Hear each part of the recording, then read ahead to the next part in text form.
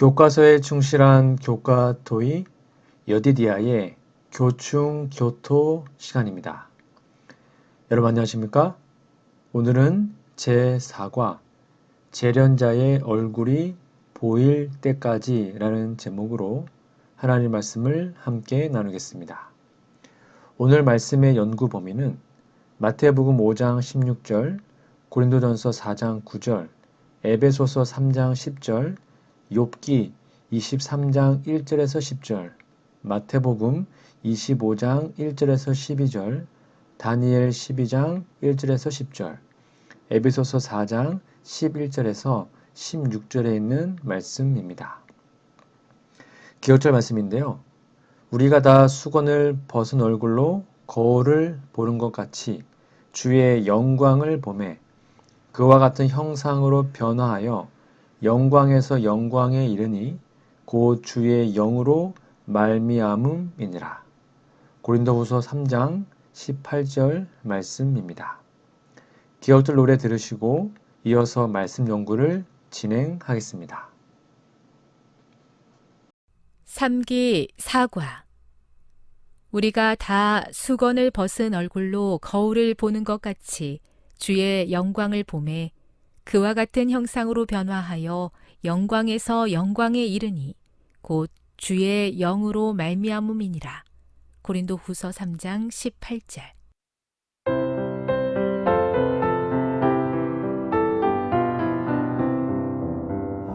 우리가 다 수건을 벗은 얼굴로 거울을 보는 것 같이 주의 영광을 보매 그와 같은 형상으로 변화하여 영광에서 영광에 이르니 곧 주의 영으로 말미암음이니라.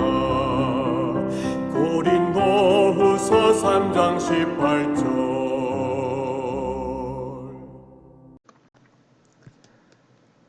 7월 17일 일요일입니다. 제목은 그분의 형상으로. 교과서 질문해 보시면 우리는 인간의 모습 속에서 하나님의 형상이 훼손된 흔적들을 어떻게 발견하게 되는가?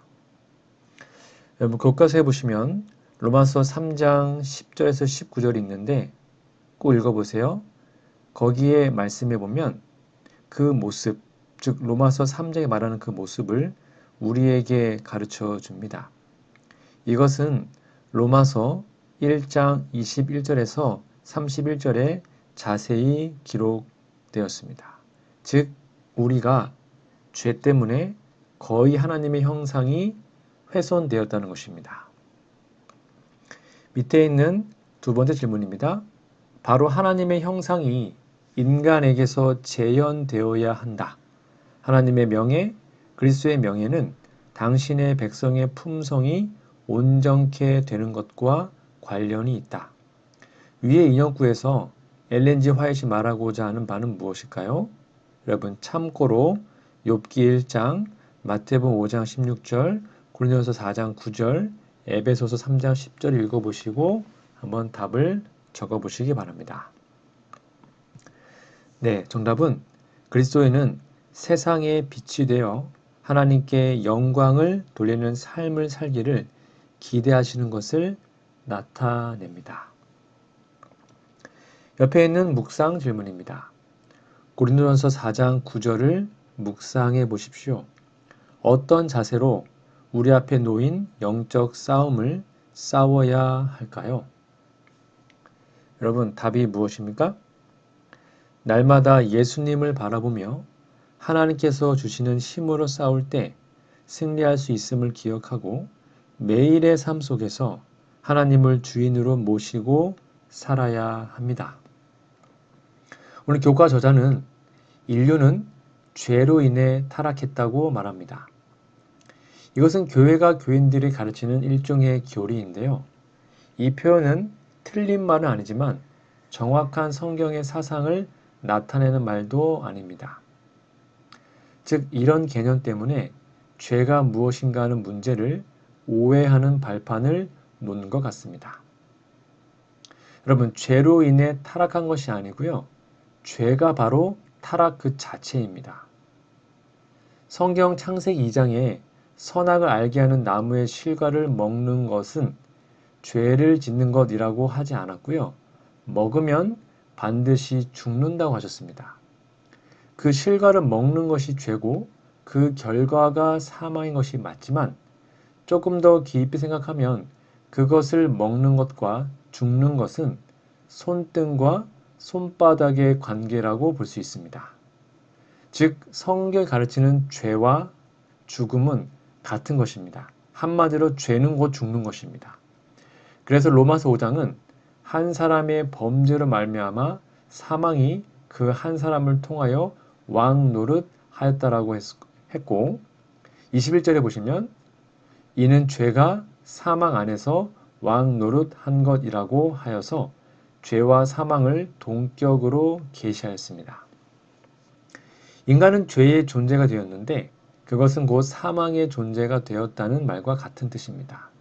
그 결과로 사람의 존재와 삶이 썩어져가는 구습으로 나타난 것이죠. 이런 사람을 옛 사람이라고 합니다. 이런 사람이 새 사람이 되게 하는 것이 하나님의 뜻이고 그것이 구원입니다. 그것은 하나님의 아들, 곧 예수님의 형상을 본받도록 미리 정했다는 말이고요. 개인적 예정을 뜻하는 말이 아닙니다. 예수님을 믿고 물과 성령으로 거듭나면 예수님의 형상으로 출생한다는 것을 예정한 말씀입니다. 우리는 진정으로 거듭나서 예수님의 형상을 지닌 하나님의 자녀로 살아가야 할 것이고요. 이것이 독생자를 희생시키면서 베푸신 하나님의 구원의 사랑임을 여러분 꼭 기억하시기 바랍니다. 일요일 예르신의 권면입니다. 태초의 형상으로 회복됨. 사람은 태초의 품성뿐만 아니라 용모와 자세에 있어서도 하나님의 형상대로 창조되었다. 그러나 죄는 하나님의 형상을 손상시키고 거의 지워버렸다. 그러므로 그리스도께서는 잃어버린 것을 회복하기 위하여 오셨다. 주님께서는 우리의 천한 몸을 변화시켜 주님의 영광스러운 몸과 같이 만들어 주실 것이다. 한때 죄로 더러워져서 아름다운 모습을 잃어버리고 죽을 수밖에 없이 되었던 썩을 몸이 완전하고 아름답고 죽지 아니할 몸으로 변한다. 각 시대 대쟁투 645페이지에 있는 말씀입니다. 7월 18일 월요일 제목은 연단하는 불 가운데서의 믿음입니다. 교과서 질문해 보시면 욥기 23장 1절에서 10절 읽어보라. 욥의 투쟁의 본질은 무엇인가? 그가 보지 못하는 것은 무엇인가? 동시에 그에게 닥쳐온 시험에도 불구하고 그는 믿음으로 어떻게 대응하는가? 여러분 23장 읽어보시고 한번 답을 적어보세요. 네, 무엇이었습니까? 욥은 하나님을 신뢰하는 마음을 끝까지 잘 지켰습니다. 옆에 있는 묵상 질문입니다. 욥으로 하여금 자신에게 닥쳐온 예상치 못한 시험을 견디게 한 동기는 무엇이었습니까? 무엇이었을까요? 네, 맞습니다. 단련을 받은 후에 순금, 정금처럼 나오게 하시는 하나님을 전적으로 신뢰한 것입니다. 성경은 욥을 의인으로 계시하고 있습니다. 기록된 대로 그가 여호와 하나님이 계심을 믿고 그분이 모든 것을 주장한다는 것을 확신했죠. 그러나 그의 신앙은 도덕론적이었습니다. 즉 사람이 올바르게 살면 하나님께서 복을 주시고 옳지 않게 살면 재앙을 주신다는 믿음이었습니다. 그는 하나님의 재앙을 받을까 두려운 마음으로 제단을 쌓고 의롭게 살려고 엄청나게 노력하였죠. 늘 재앙이 미칠까 두려워하는 마음으로 여호와 하나님을 섬긴 것입니다. 그런데 재앙을 받았습니다. 그러니까 재앙을 받을 이유가 없는데 재앙을 받으니까 이해할 수가 없었던 거죠. 욥기 3장 25절인데요. 내가 두려워하는 그것이 내게 임하고 내가 무서워하는 그것이 내 몸에 미쳤구나 라고 탄식했고, 욥기 3장 보시면 나는 하나님의 재앙을 심히 두려워하고 그 위험을 인하여 아무것도 할 수 없느니라 라고 말합니다.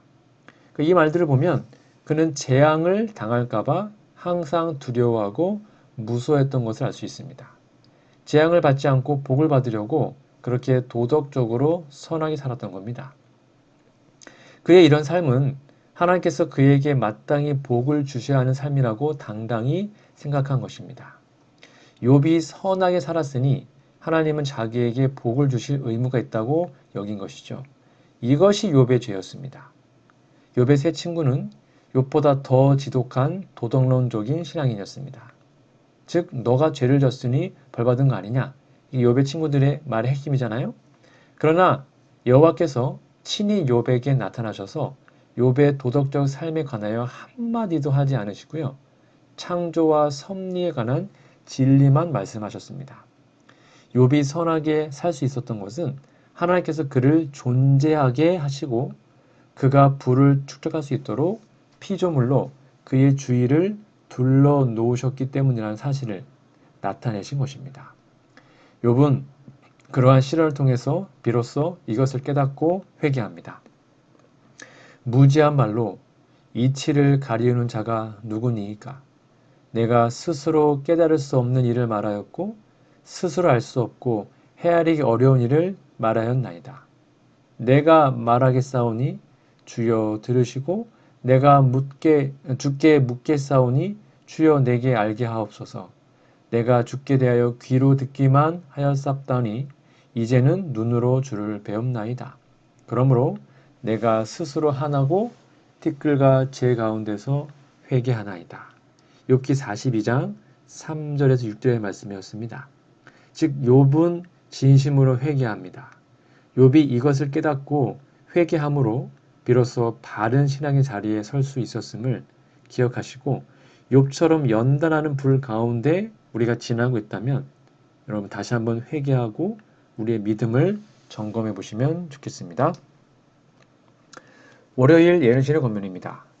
풀무불을 통과해야 정결하게 됨. 우리를 천국에 적합한 사람으로 만들기 위해 전지하고 정결하게 하는 작업은 우리에게 많은 고난과 시련을 가져다 주는 큰 작업이다. 왜냐하면 우리의 의지가 그리스도의 의지에 예속되지 못했기 때문이다. 불꽃이 불순물을 살라버리고 우리가 순결케 되어 하나님의 형상을 반사할 때까지 우리는 풀무불을 통과해야 한다. 증언보감 1권 480페이지에 있는 말씀입니다. 7월 19일 화요일입니다. 제목은 예수님의 마지막 말씀. 교과 질문해 보시면 열 처녀의 비유를 읽어보라. 기름을 성령의 상징으로 볼 때와 그리스도를 닮은 품성을 소유하는 것에 대한 상징으로 볼 때 그 의미가 어떻게 달라지는가? 기름이 각기 다른 것을 상징한다고 할 때 이 비유를 통해 그대는 어떤 교훈을 얻게 되는가? 읽어보시고 답을 적어보세요. 네, 성령, 즉 거듭난 생명을 주시는 것이고 품성은 성령의 역사로 거듭났을 때 나타나는 결과임을 여러분 잘 정리해 보시면 좋겠습니다. 밑에 있는 질문입니다. 마태복음 25장 31절에서 46절에 나오는 양과 염소의 비유를 읽어보라. 양과 염소를 구분하는 기준은 무엇인가? 여러분 기준이 무엇이었죠? 네, 성령으로 새 생명을 받은 새 사람이 일상으로 나타난 생활 상태를 통하여 그들이 예수님의 생명을 가졌는지 아닌지를 판단하신 것입니다. 옆에 있는 묵상 질문입니다. 품성 변화가 우리의 구원에 있어 어떤 역할을 감당하는지 좀 더 자세히 묵상해 보십시오. 여러분의 답을 한번 적어 보세요. 네, 품성은 진정으로 거듭날 때 성령으로 주시는 새 생명의 활동력이 드러나는 것입니다. 그들이 삶의 모습은 거듭났는지 아닌지를 보여줍니다. 즉, 우리가 거듭났는지 안 났는지를 성령을 통하여 알 수 있는 것이죠. 그리스도인의 전적인 행위는 성령께서 우리 안에서 역사하실 때 나타나는 생활 태도일 뿐입니다. 바울은 이것을 갈라디아 2장 20절에 고백합니다. 내가 그리스도와 함께 십자가에 못 박혔나니 그런데 이제는 내가 사는 것이 아니요 오직 내 안에 그리스도께서 사시는 것이라. 이제 내가 육체 가운데 사는 것은 나를 사랑하사 나를 위하여 자기 자신을 버리신 하나님의 아들을 믿는 믿음 안에서 사는 것이라. 그리스도인은 자기 안에서 그리스도께서 자기 삶을 살아주시는 사람들입니다. 이런 사람을 그리스도인 또는 그리스도의 사람이라고 성경은 가르치죠. 로마서 8장 9절인데요. 만일 너희 속에 하나님의 영이 거하시면 너희가 육신에 있지 아니하고 영에 있나니 누구든지 그리스도의 영이 없으면 그리스도의 사람이 아니라. 사람들은 성경이 가르치는 본질은 보지 못하고 현상에 집중합니다. 마태복음 25장 양으로 비유된 사람들은 자기들이 예수님을 위하여 행한 삶을 기억하지 못했습니다. 그렇죠? 양들은 제가 언제 그랬습니까? 라고 반문했어요. 왜 그럴까요? 그것은 그들이 너무나 당연한 일상이었습니다. 어려운 사람을 도와주고 선한 일을 하고 하나님 사업하는 게 힘들지 않고 당연한 삶의 일부였거든요. 그렇게 살게 된 것이지 그렇게 살려고 막 자신의 힘으로 이를 악물고 애쓴 결과가 아니었습니다. 이것이 품성의 힘입니다. 즉 핵심, 생명을 내 안에 예수님의 생명이 내 안에 계셔서 나를 통해 살아가시는 것입니다. 예수님이 계시지 않으면 우리는 생명이 없는 사람입니다. 생명을 살아가는, 생명을 통해 인생을 살아가는 우리 모두가 되기를 간절히 바랍니다. 화요일 예언의 신의 권면입니다. 시련과 핍박은 하나님의 품성을 드러냄. 하나님의 영광, 곧 그분의 품성은 당신께서 택하신 자들에 의해 시련과 핍박을 통해 나타난다. 세상이 미움과 핍박을 받는 하나님의 교회는 그리스도의 학교에서 교육을 받고 훈련을 받게 된다. 그들은 세상의 좁은 길을 걸으며 고난의 도가니에서 정결하게 된다. 그리스도의 고난에 동참하는 자가 되므로 그들은 그분의 영광에 참여하는 자가 된다. 산상보훈 31페이지에 있는 말씀입니다. 7월 20일 수요일 제목은 지혜 있는 자입니다. 교과서 질문해 보시면 다니엘 12장 1절에서 10절 읽어보라. 이 말씀은 어떤 배경에서 주어진 것인가? 지구 역사의 어느 시점에 대해 언급하고 있는가? 이 말씀은 그 시기에 살아있을 하나님의 백성의 품성을 어떻게 묘사하고 있는가? 악인들과 대조하여 볼 때 의인들에게는 어떤 특성들이 나타나게 될 것인가? 한번 읽어보시고 답을 적어보세요. 네, 정답은 첫 번째, 현재는 예수님의 재림이 가까운 시기이죠. 그리고 역사의 종말, 환란의 때와 관련하여 주신 기별입니다. 세 번째, 연단을 받아 스스로 희게할 것이고, 네 번째, 지혜가 있고 많은 사람을 옳은 대로 돌아오게 하는 것입니다. 옆에 있는 묵상 질문입니다. 오늘 함께 살펴본 말씀에서 연단과 정결의 과정이 무엇인지 이해할 수 있도록 도와주는 어떤 원칙을 배울 수 있습니까? 답이 뭘까요? 네, 스스로 정결하게 하여 희게 할 것이며 지혜를 얻게 하고 사람들을 옳은 대로 돌아오게 할 것입니다. 깨어있는 그리스도인들에게 재림은 도적같이 임할까요? 많은 사람들이 그렇게 오해를 하는데 결코 그렇지 않습니다. 여러분, 재림이 도적같이 임하는 것은 믿지 않는 사람, 깨어있지 못한 그리스도인들에게만 해당되는 것입니다. 이 사실을 기억하는 것은 굉장히 중요한데요. 데살로니가전서 5장에는 아주 중요한 성경절이 나옵니다. 5장 1절부터 볼게요. 형제들아, 때와 시기에 관하여는 너희에게 쓸 것이 없음은 주의 날이 밤에 도적같이 이를 줄을 너희 자신이 자세히 알미라. 3절, 저희가 평안하다 안전하다 할 그때에 잉태된 여자에게 해산 고통 이름과 같이 멸망이 호련히 저희에게 이르리니 결단코 피하지 못하리라. 그 다음에 중요합니다. 4절입니다. 형제들아, 너희는 어두움에 있지 아니하매 그 날이 즉 재림이 도적같이 너희에게 임하지 못하리니 너희는 다 빛의 아들이요 낮의 아들이라. 우리가 밤이나 어두움에 속하지 아니하나니 그러므로 우리는 다른 이들과 같이 자지 말고 오직 깨어 근신할지라. 성경은 분명히 말하죠.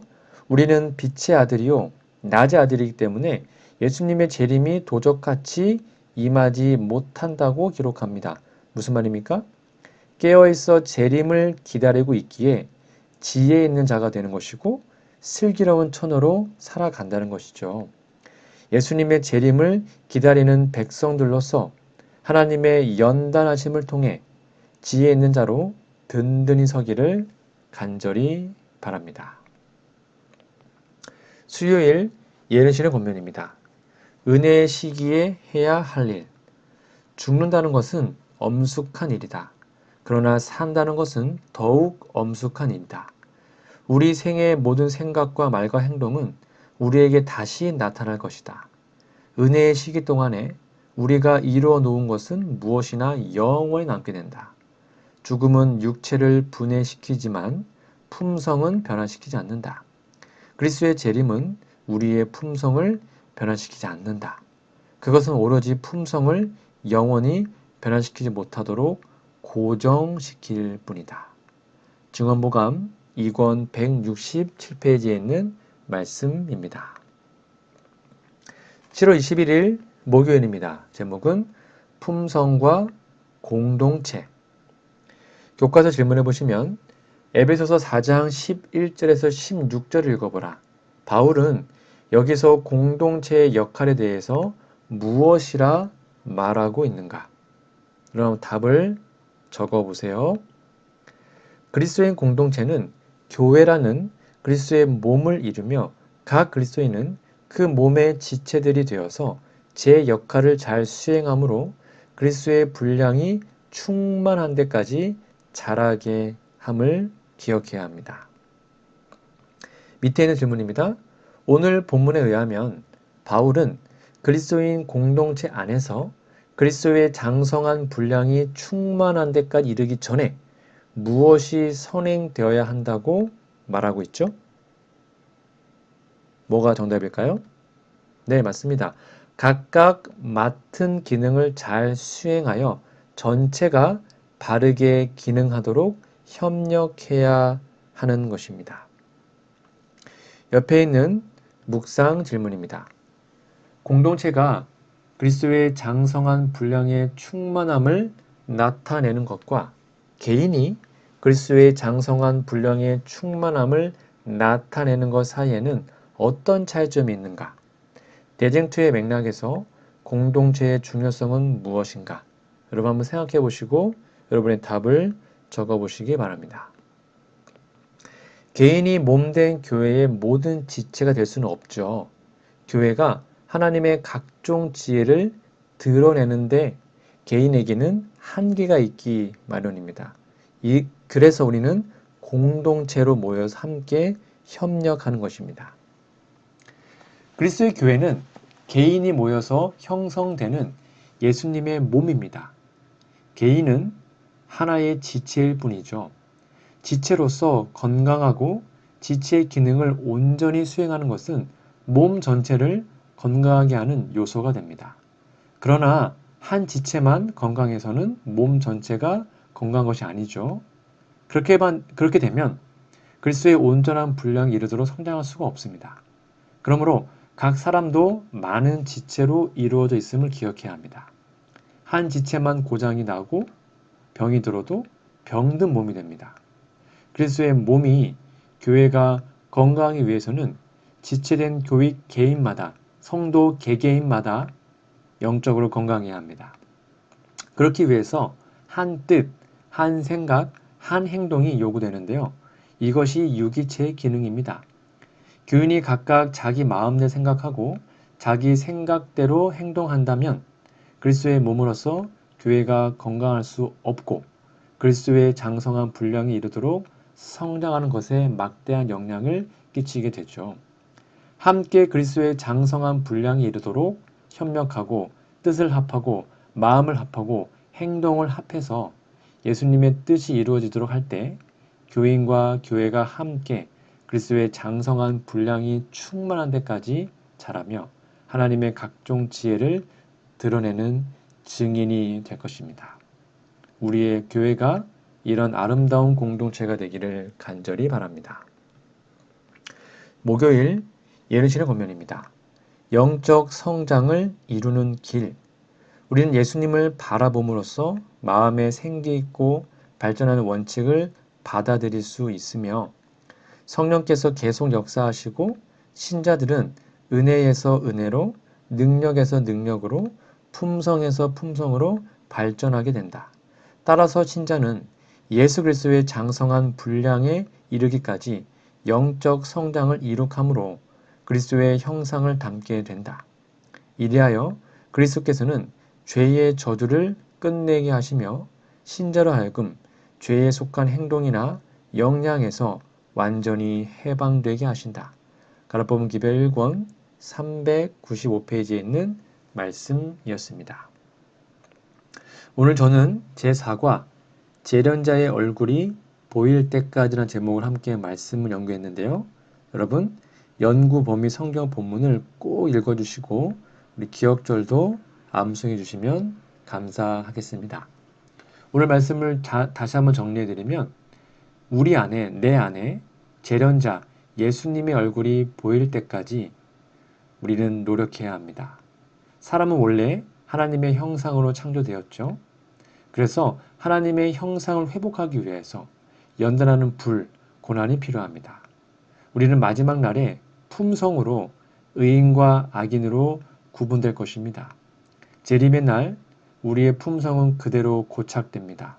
그러므로 지금 우리의 품성을 변화시켜야 합니다. 품성은 교회 공동체 안에서 다듬어지고 변화됩니다. 나에게서 예수님이 보일 때까지 변화되기 위해 하나님께 간절히 기도하는 우리 모두가 되기를 간절히 소망합니다. 우리 다음 주에는요. 제5과 극심한 시련이란 제목으로 하나님 말씀을 함께 연구하도록 하겠습니다. 우리 기도하고 오늘 공부를 마치겠습니다. 하늘에 계신 아버지, 죄로 인해 훼손된 하나님의 형상을 우리 안에 회복시켜 주시기 위해 지금도 일하고 계신 하나님 은혜에 감사합니다. 토기장이 되신 하나님의 손에 우리의 삶을 맡기고 인도하신 대로 순종하며 살게 하여 주시옵소서. 지금 이 순간에도 우리의 삶을 힘들게 하는 여러 시험들이 있습니다. 하지만 눈앞에 닥친 시험보다 그 시험을 통해 나를 단련하실 하나님의 능력을 믿고 싶사오니 하나님의 뜻을 발견할 수 있는 영적인 안목을 허락하여 주시옵소서. 예수님의 재림을 기다리는 자로서 예수님을 닮은 품성으로 하늘나라를 위해 준비하고 싶습니다. 스스로 결코 이룰 수 없는 변화를 위해 성령의 능력을 간구하오니 지금 이 순간 우리의 삶 속에 역사하여 주시옵소서. 때를 분별할 줄 아는 지혜로운 백성이 되고 싶습니다. 우리에게 주어진 성경 말씀을 가까이 하며 그곳에 기록된 하나님의 약속들을 깊이 묵상함으로 가까이 다가온 예수님의 재림을 준비하며 사는 하늘 백성 되게 하여 주시옵소서. 하나님을 믿는 믿음 안에서 함께 성장할 수 있는 공동체를 허락해 주시니 감사합니다. 때로는 공동체의 일원으로 살아가는 것이 힘들 때도 있지만 서로 양보하고 존중하며 예수님의 사랑으로 하나됨을 경험하게 해 주시옵소서. 예수님의 이름으로 간절히 기도합니다. 아멘.